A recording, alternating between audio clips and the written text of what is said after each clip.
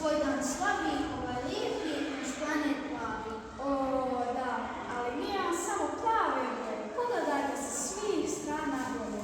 Sada kada ga gledam, možda je zeleni više, ali mi se čini kao da jedva diše. Puno ljudi danas za njega ne mari, a po njemu baci razne otpadne stvari. Vidim da šumske stazice nisu više čiste, a i lijepe rijeke sve su manje bistre.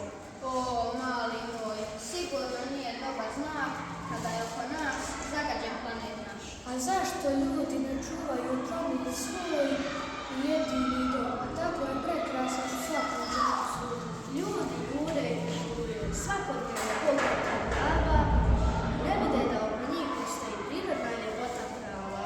Oni bi trebali sav otpad pažljivo sortirati i sve što se može mogli bi reciklirati.